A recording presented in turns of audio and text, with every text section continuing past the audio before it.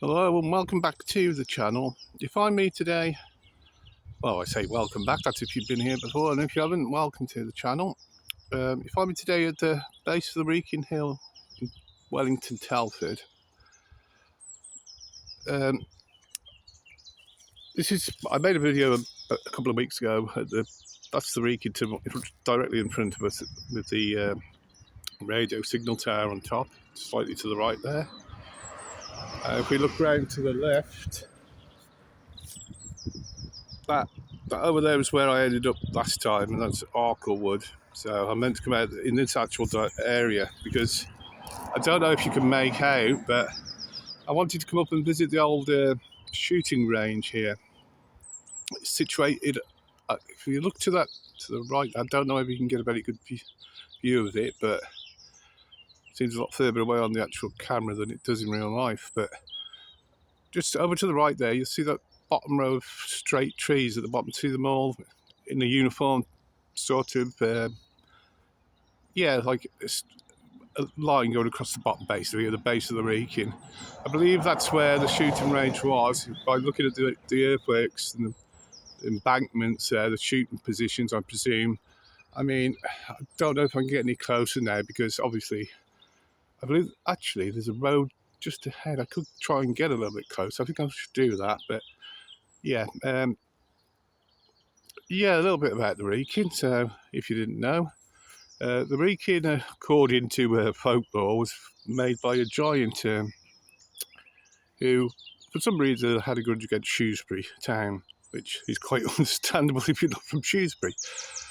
But on his way to... So what happened was he decided to basically bury the town and proceeded to make his way to Shrewsbury with a shovel full of earth. And on his route there, he came across a cobbler returning from Shrewsbury Market, having bought up shoes to repair for his living. And the giant then asked for directions to Shrewsbury to the cobbler. He said, look, you don't want to go there, it's far too far away. Look, I've worn out all these shoes coming back from there. So then the giant just decided to drop his shovel of earth where he was, just outside Wellington town, well, village at the time, and that is how, apparently, the Wrekin was formed. And Arklewood, apparently, that smaller hill over to the left there, was formed by when he scraped the mud off his boots. So, but in fact, the Wrekin itself is actually actually formed through volcanic activity. But contrary to what people believe, the Wrekin itself is not actually a volcano, because some people seem to believe that myth. But it is formed by volcanic activity in the general area.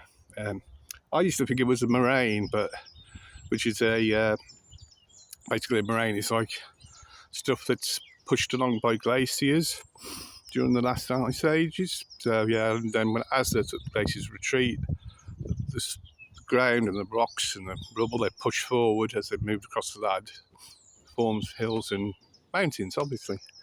So yeah, they're just looking around. It's a beautiful day today again. I thought it's been a bit bad, the weather this week, lots of rain, but yeah, I must say, walking up here, the traffic now, even just coming up here, I mean, you very rarely see a car up here in previous years, but now the roads are so, yeah. Anyway, I'll pause it here for now, see if I can get a little bit closer. If not, we'll take a look at the Bucketry Hotel and the reservoirs up ahead, so just bear with me, I'm just going to pause for now. Okay, we're back now. I'm at the Telford Ranges, well, the Wrekin Ranges now. No, I'm not sure, but as you can see, the buildings, strangely enough, there's a windsock's blowing, which would normally signal that there's shooting going on, but okay. I just want to have a look to see. These are obviously part of the old admin buildings where you'd receive your ammunition, etc. I mean, I guess the windsock's just a practical joke someone's made, but I mean, I'm not going to go too far because I don't know if I'm right on this land or not. So I just want to see. I'll just walk past the car that's pulled into the lay-by. They're probably making the video as well. I just want to see if I can see the actual Yeah, okay. So, oh, lots of fruit tree. Right, as you can see, once we stop, God, it smells around here really intensely. I'm just going to go this far because I don't want to go too far because I'm not sure if I'm. Let me just check this later.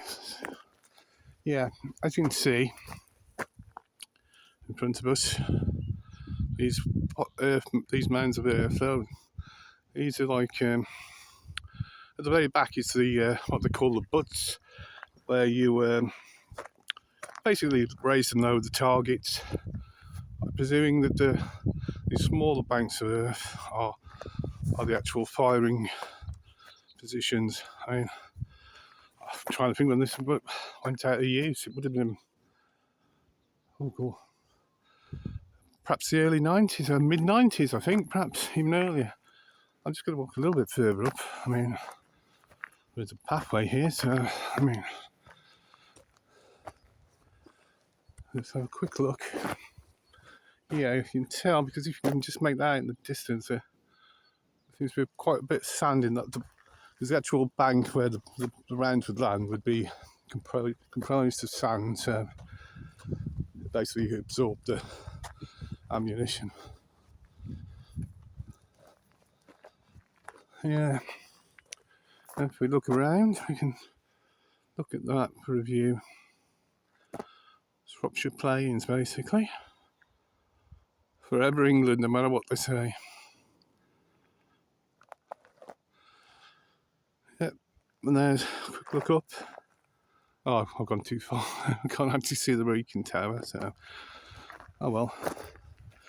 Just another little fact about the wrekin. Well, it's a historical fact too, actually, but one's completely false and made up, and the other's actually true. Because the wrekin in ancient times used to be a hill fort until the Romans basically burnt it to the ground in 47 AD. And also, if you're into video gaming, I believe the wrekin is mentioned, or might even be a setting, but in Assassin's Creed Valhalla, I believe it's referred as the wrekin. I mean, I haven't played the game, so someone will have to confirm that for me. So, yeah. So, yes. This is where the ranges were. I'm just a little bit suspicious because I just passed someone sat in the car in the lay-by and I don't really want to be here too long. Plus, I don't want to film over 15 minutes. I think over 15 minutes is a bit too long. But, right. Go on to pause. I'm going to walk a little further up. I'll see if it's interesting, then I shall restart it. Yes, as I was saying, that there is definitely a firing position. What would happen is you'd lie on the opposite side of that slope and shoot up in that direction. So I believe that's another firing position there. So based at like 100 metres, 200 metres, etc. And actually, I believe I found something. Now I'm not entirely sure. Someone will have to correct me on this, but there's a hole here that I just spotted as well, which I believe the observer might have stood in this place with binoculars, because obviously back in those days they just raised boards with scores on, so he would obviously observe with binoculars from here, I presume, and that's what this hole is for. But obviously it would have been a little bit better than that, perhaps raised him with a chair or something. But yeah, and obviously I'm thinking of that bank in front of us is 100 metres point, so yeah. Anyway, that's enough for now. I'm going to move on to the next location. Added bones, we get to do a little bit of exploring. Yeah, as I said, I don't know what that flag is there for. I mean, there's a lot of graves in this area, but I have noticed that. I imagine they still shoot in this general area now and again. I mean, farms sometimes do, don't they? They have shoots and... But I'll have to look into that, actually.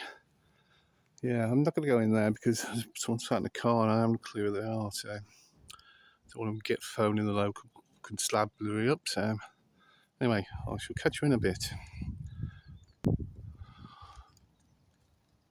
Right, so there's a view of the actual communications tower. If you're interested in that sort of thing, pan across this way and just make out in the distance there. See that appears to be a brown patch in the centre of the screen now? That is the location of the old quarry there, which used to supply sandstone and the local buildings. I believe the church in Wellington is made from that substance. Yeah, I'm just going to pause and move on and speak to you soon. Okay, so we're headed up towards the Booker Hall Hotel now. I believe it's still a normal hotel. I say normal. I've just been chatting to a fisherman who's just started fishing, so very pleasant man. Hasn't caught anything yet, but okay. Just to the right is the, just make it through the trees of the reservoir. Yeah, I believe it's just over there, so I shall pause it again and I shall catch you over there.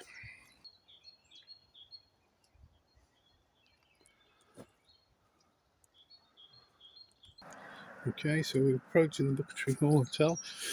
Now, it's getting a little bit shaky as my gimbal's run out of power, so I believe it's still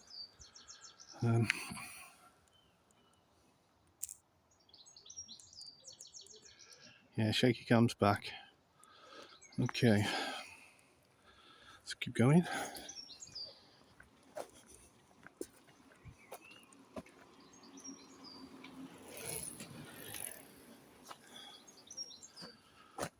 It's quite a nice place actually. Pond with well, it's not a very nice pond, but it's got a boat. Yeah, let's just keep, yeah, the battery and the gimbal's sort of, yeah, got in a different one. It's pretty pants.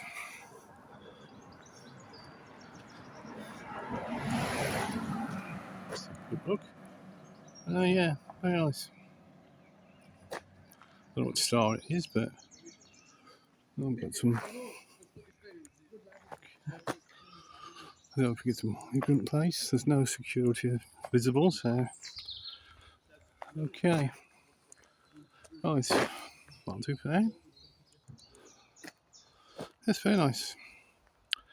In fact, as we always like to talk about ghosts, etc. Oh my god, look at the state of this camera now. This stretch of road apparently is haunted by a woman who apparently warns travellers of impending danger. So yes, hopefully I won't get a warning. So there's Wellington, my hometown down below us. Yeah, and there's the Shropshire Plains. Perfect farming land, isn't it? Flat as far as the eye can see, basically. Apart from those hills in the distance. Yeah. So we will endeavour to go up the wrekin, but not for a few weeks yet, because what I want to do is wait for the weather to get a bit warmer, and then I don't know if I can see anything at the moment, but when the weather gets to a certain sort of temperature and you can see the outlines of old buildings, tracks, Roman roads, etc. That might be interesting to take a look from the wrekin, the top of the wrekin, see what we can see. I have seen things before. I'm not exactly sure what time of year is the best time of year to do that, but I shall have a look at it when I get back home and find out. I mean, I might have missed it, perhaps it was winter, but yeah, because obviously if you've got a structure just below the surface, it's going to affect the nutrients in the soil.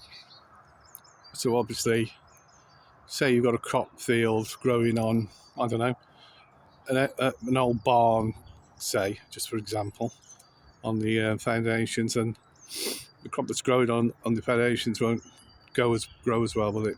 Okay, anyway, that's enough for today. I shall catch you all in the next one, and thanks for watching.